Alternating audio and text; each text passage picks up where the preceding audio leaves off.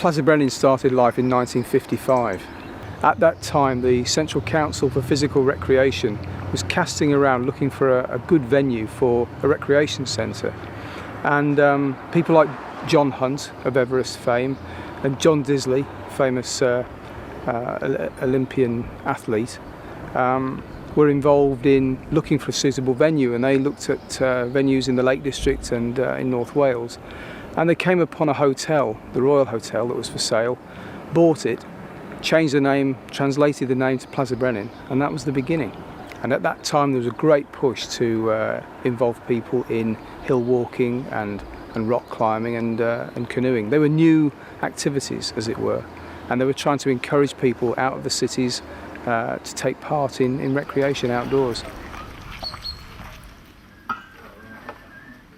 We have a big community. We think of ourselves as a UK facility, and about 80% of the people who come to Plas Brenin come from England.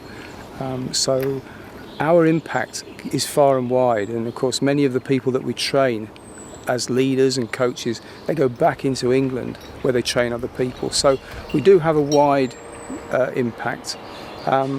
Locally and regionally though, we're important as well, because we're linked to partnership of other organisations that are trying to promote the outdoors as activities for young people, and even activities to be thought of as a promising career path as well.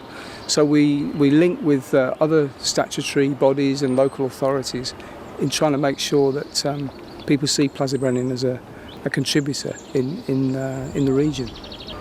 People often ask me, you run the place, Martin, but who supports you? And really it means going back to 1996 when the Sports Council, what we now call Sport England, decided that they didn't want to run the place directly anymore, and they offered the whole management of the centre out to a contractor.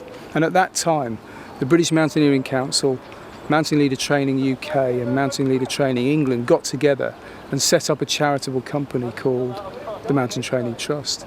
And it's the Mountain Training Trust that supports me, and it's the trustees, the directors of that company that provide me with strategic direction, and they give of their time to make sure that the place is run well and run as cheaply as it can be for participants in the outdoors. About 75% of our funds come through the activities that we do or other charitable trusts that we access money from. But up to 25% of our money still comes from Sport England. Sport England are really keen to support training in the outdoors, principally I think to make sure that there's a place where people can learn about taking other people safely into the hills. So there's a major safety drive there from Sport England, but they're also really interested in lifelong participation in sport, and they see us as a major deliverer of that policy. What we do at Plas Brenin in the main is to run residential training courses. A third of those are courses that lead to qualifications. The courses that we run here at Plas Brenin that are to do with skills development are progressive. So people will come to Plas Brenin to learn about rock climbing, and then we encourage them to go away and consolidate that learning and become more skillful. And then later on there are courses of a different standard or a different emphasis, and people come back to learn a bit more. And so as they progress in their rock climbing or in their mountaineering, and in fact in their paddle sport as well, we do a lot of canoeing and kayaking, people come, they go away and they come back and learn some more later on. And I think that progression is a really important part of what we offer people.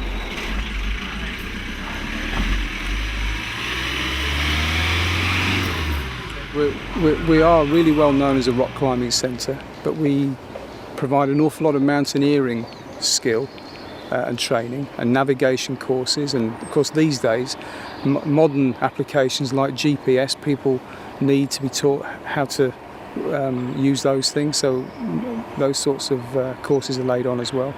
But about 20% of the work that we do is in training people or offering courses in canoeing and kayaking. We're only 20 miles from the coast, so we're involved with sea kayaking as well. It's easy to think as well that Plas Brenin is just based in Snowdonia, In fact, we run courses in the French Alps, in the Swiss Alps. We run canoeing expeditions over in Canada and Sweden. And so we do run a lot of things away from here. In the winter months, of course, these days, winter isn't as reliable as it once was. So we run a 9-week programme of courses on the west coast of Scotland. So it's a base from which our instructors move out, run other courses further afield. We're involved with quite a lot of charitable work as well. So the Jonathan Conville Memorial Trust delivers about 180 places of training to young climbers a year. And we play our part. We administer all of those courses now for the Jonathan Conville Memorial Trust, and we oversee the alpine training that takes place out in Chamonix every year. So we make contributions further afield and link in with other charitable organisations.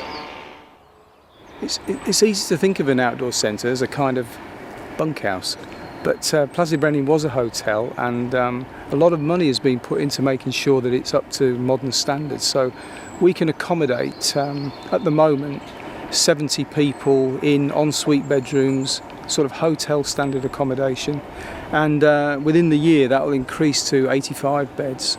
So we've got quite a lot of accommodation, although to be honest it's usually full, in the main house.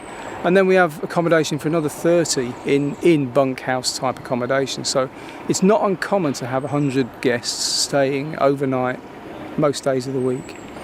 In addition to that, and in addition to our residential courses, we have day visitors that come and use the facilities, if you like, the sport facilities that are on site. We have a climbing wall.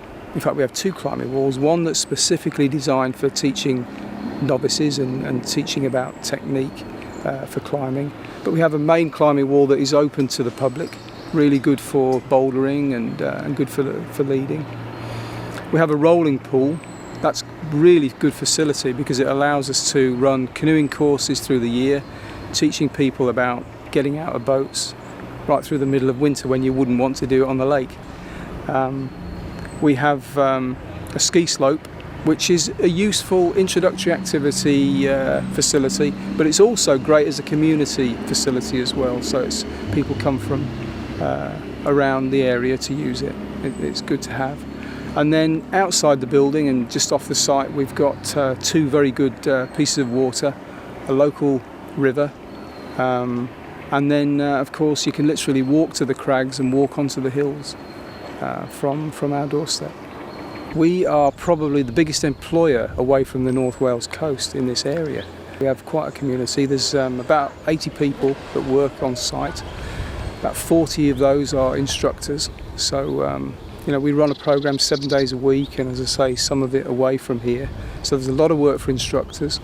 And then there's another 40 people that are supporting all of that work in all of the departments on site. We have a big team.